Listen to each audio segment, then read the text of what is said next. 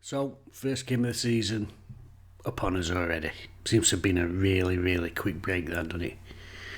I know we finished late with playoffs, but it seems to come round in blink of an eye. Anyway, so tomorrow night, Wednesday against Southampton, first match of the season. By the end of the day, we could be top of the table or bottom of the table. Whatever happens, let's not get carried away. If we top, let's not start thinking about championships. And if we bottom, let's not start thinking we're doomed. It's one game. Looking forward to it.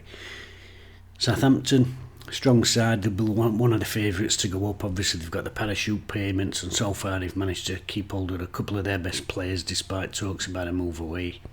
A Wednesday, we've managed to bolster the squad late in the day, but there's been a influx of signings. We brought in Valentin as a right back, Delgado a winger or a right back himself, Ashley Fletcher in on loan up front, two centre halves in Diaby and Bernard.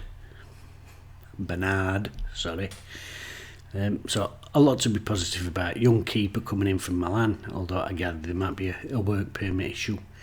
So bolstering at the right time. Now, it might not click straight away. Not only have they got to come in and get used to the system, the manager, their teammates, but a lot of these lads coming in from abroad, they've got to settle into the club, settle into the city. And it's not an easy thing to do. We've got to remember they're human beings, they're not robots, they're not machines. There might be some language barriers with one or two of them.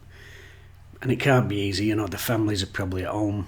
They're probably in digs or an hotel. It might be a couple of months till families can come over. So there's going to be that settling in period. And I think we've got to bear that in mind and not go over the top if we don't get instant results or instant performances out of them.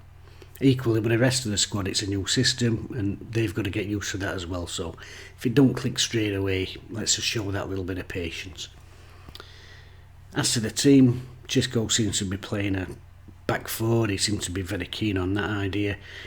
4-3-3, 4-2-3-1, or a 4-1-4-1 as it was against Luton in last friendly.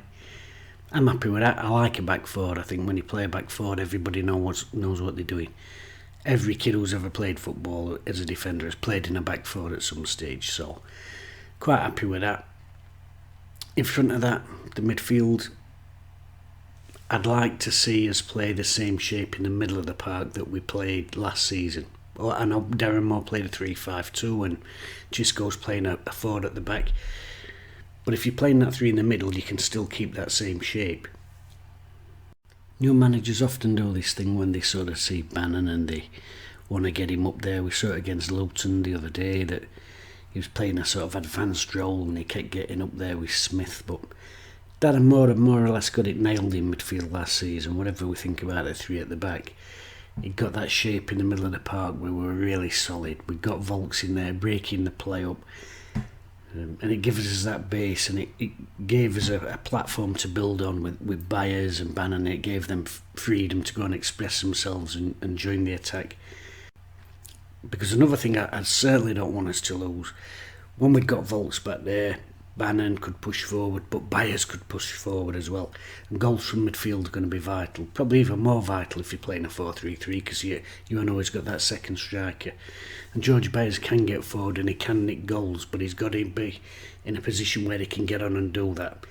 If he's one or two sitters, I don't think he's going to be able to do that, and I think you lose that from him. Yes, he's great with his passing and he can pass from deep. But when he's that bit further forward, it gives him the opportunity to make a second or a third man in box, and I don't want us to lose that from him. So, for me, Volks with Byers and Bannon in front. All the managers, probably since Carlos has gone, have sort of always had that little tinkering spell when they've seen Barry Bannon and tried to play him as a number 10. It happened the other season with Darren Moore early on. There were little moments when at the beginning of the season he was playing him up there. Monk did similar. Jocelyn Hookai did the same. I'm not a big fan of that myself. I don't think Barry Bannon is a number 10. I think it's almost like managers come in and see, oh, he's tiny and he's got a left foot, he must be a number 10, I like Barry Bannon when he's facing forward and the players in front of him. He can get his head up and pick them passes out. And when I say the players in front of him, I'm not saying I want him sat on centre half's toes. I don't want him half an inch in front of a Hekwe, like we saw him a lot of the time when Gary Monk was here when he was playing that deep. Sometimes he was almost like a third centre back. Don't want him that deep, but I'm saying that shape we had last season, Volks, Byers, Bannon. I like that shape. And the good thing is with a 4-3-3, it means you can keep that shape.